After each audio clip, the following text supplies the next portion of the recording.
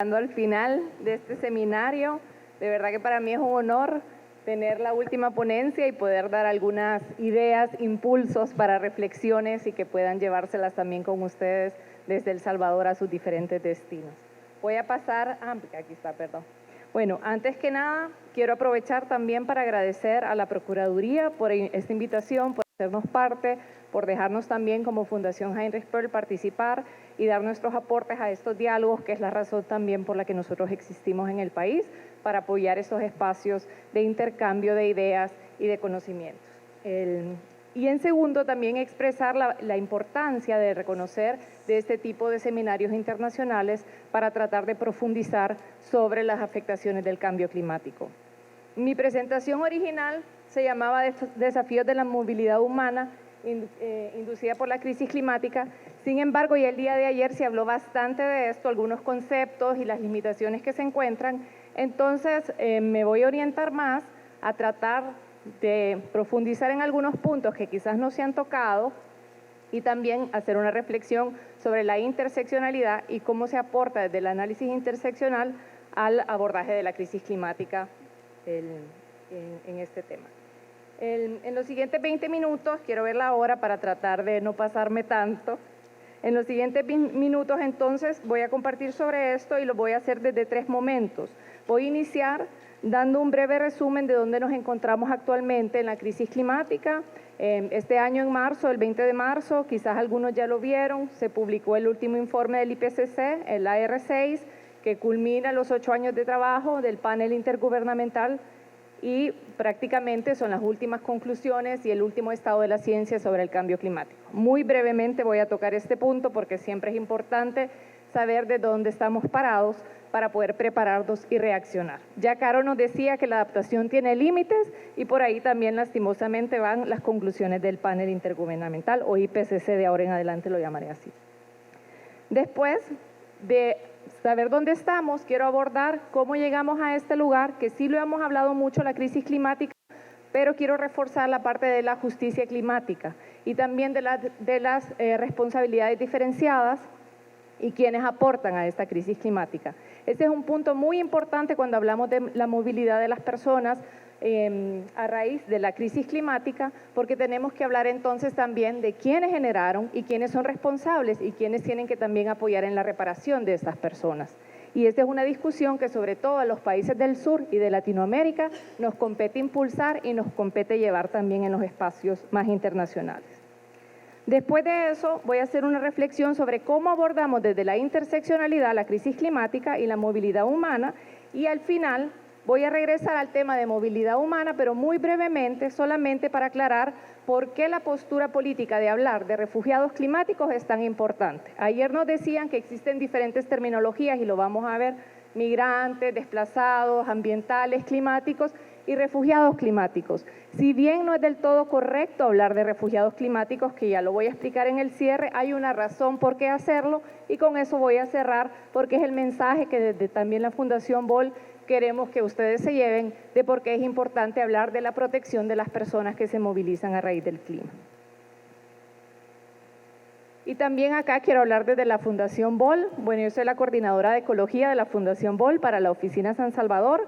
Siempre que hablamos de movilidad es importante decir desde dónde hablamos y desde dónde nos posicionamos. Y aquí voy a hablar de 2 conceptos. El primero es que nosotros hablamos del derecho a la movilidad. Es decir, nosotros vemos la movilidad como algo inevitable y algo que ha acompañado a la humanidad siempre. No existe la humanidad sin procesos de migración y de movilidad. Y desde ese reconocimiento entonces partimos a hablar de ella, no como algo que hay que frenar, sino algo como que hay que entender y tratar de reaccionar a las nuevas dinámicas de movilidad que tenemos en el mundo actualmente para tratar de regularla de manera justa y basada en derechos. Y el segundo punto es que no hablamos de movilidad sin a la par hablar del derecho a la inmovilidad, que no lo hemos hablado durante todo este seminario, y el derecho a la inmovilidad se reivindica también dentro de la justicia climática. ¿Por qué? porque el derecho a la inmovilidad habla justamente del derecho de las personas que no quieren abandonar su territorio. Ellos tienen y ellas tienen derecho a permanecer y es responsabilidad de los estados también y de la gobernanza internacional de asegurar que ese territorio tenga las condiciones para asegurar una vida digna, y eso tiene que ver con tratar de no superar los 1.5 grados. Entonces, estos dos términos, el derecho a la movilidad y a la inmovilidad, tienen que ir siempre de la mano, porque no estamos solamente regulando la movilidad o buscando cómo frenarla, sino que hablamos de derechos. Quiero ver que ya me perdí en mis notas. Vamos a ver, bueno, muy brevemente de cómo vamos y dónde estamos.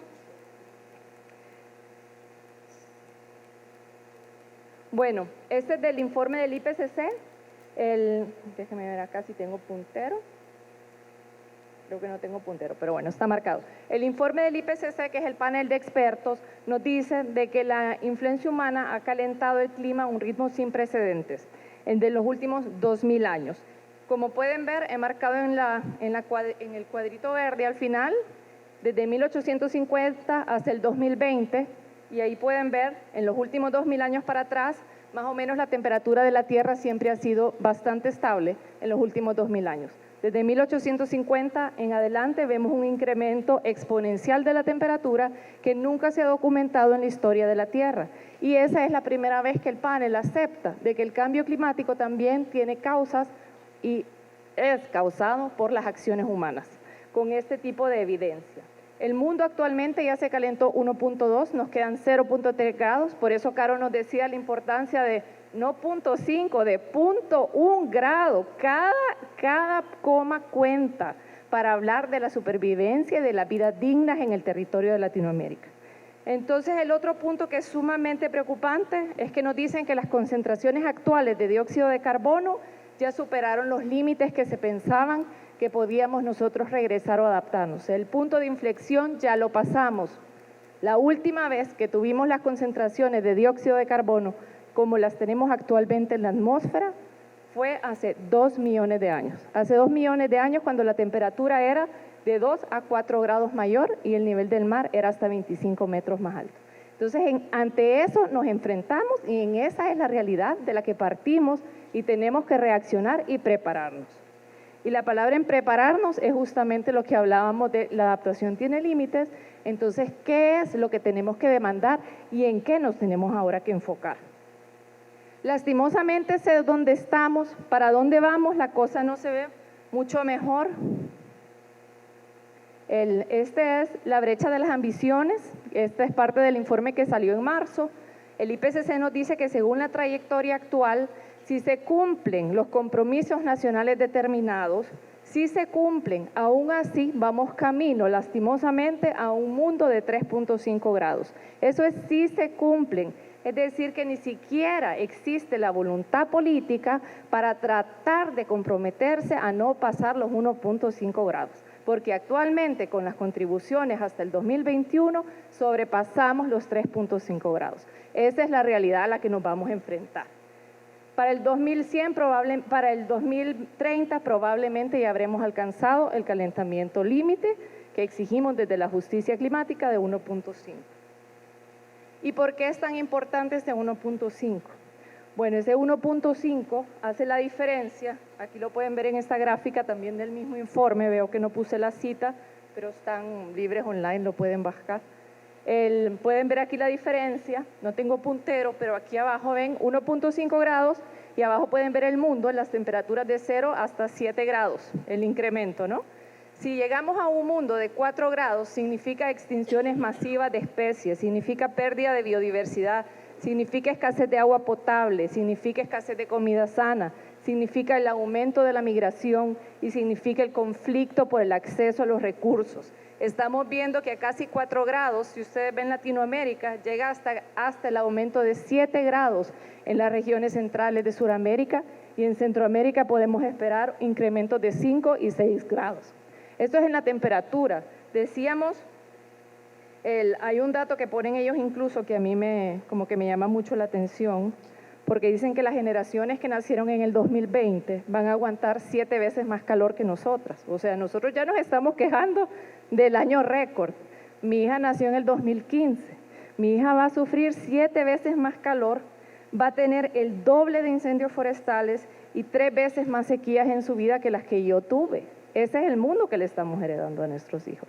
Entonces, tenemos el tema de las temperaturas, pero lo mismo sacan para humedad de suelos, trágico para la agricultura. Si ven allá Latinoamérica, totalmente café, eso quiere decir reducciones de hasta 1.5 en la humedad de los suelos. Y aquí abajo tenemos la precipitación anual. En el caso de llegar a un mundo de 4 grados, estamos hablando de casi 30 o 40% más de incremento en la precipitación en eventos extremos. Eso también estamos hablando afuera de los límites de la adaptación, que es lo que nos mencionaba Caro, ¿no? Entonces, así de crítica es la situación. No podemos ahorita ya estar hablando de lo que vamos a hacer, sino que tenemos que empezar a hacerlo ya. Y es todos, gobiernos, ONGs, organizaciones también institucionales. Entonces, ahorita vamos a entrar a la parte de la justicia climática. Aquí nos encontramos, pero ¿cómo llegamos a esta parte, no? Y esta parte, este mapa es un poquito viejo, todavía hoy se ve más abombado el norte.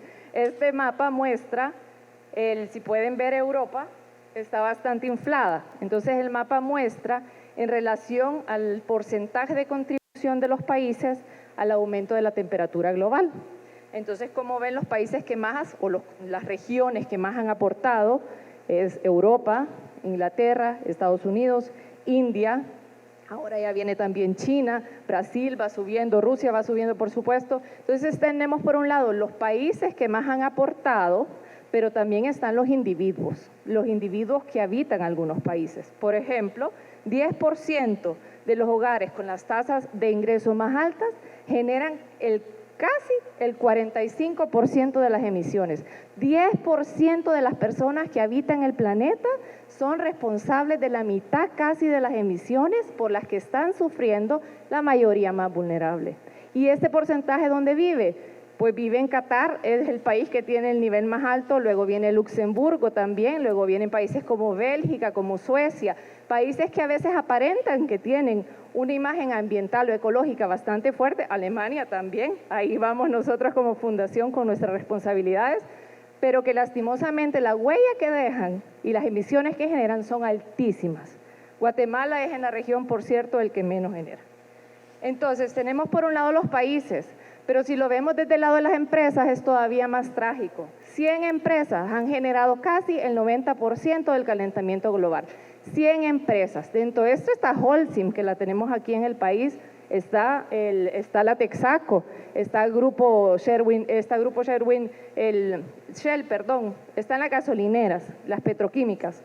Entonces, estas 100 empresas, acá también podemos ver, por ejemplo, que Canadá es una burbuja grande de todas las emisiones que han generado las empresas mineras canadienses, porque es un efecto fuerte, y las petroleras. Aquí lo mismo tenemos en Europa, y si vemos, aquí ya cambia la cosa, y Centroamérica y Suramérica se hacen delgaditas, porque las contribuciones de las empresas latinoamericanas, así como de las sociedades, es prácticamente nula. Incluso las pocas emisiones que generamos como Latinoamérica son muchas veces de empresas europeas y estadounidenses que se encuentran asentadas en territorios latinoamericanos. Y las contribuciones, entonces las emisiones nos las cuentan a nosotros, pero las empresas y los beneficios se van para otro país. Entonces eso también es algo importante. Y si ahora le damos vuelta al mapa y decimos no miremos quién emite, sino quién sufre. Este es el mapa de la distribución de la vulnerabilidad del cambio climático. Y aquí la cosa ya se ve bien diferente, porque todo lo que está en amarillo y anaranjado son los países más vulnerables. Y aquí se dio vuelta el mapa y vemos que los países más vulnerables son todos los del sur, y las personas que habitan en estos territorios anaranjados y rojos son 15 veces, tienen una probabilidad 15 veces mayor de morir en un desastre climático actualmente. Estos son todos los países anaranjados. Entonces, de esta asimetría de la crisis climática es que parte la demanda de justicia.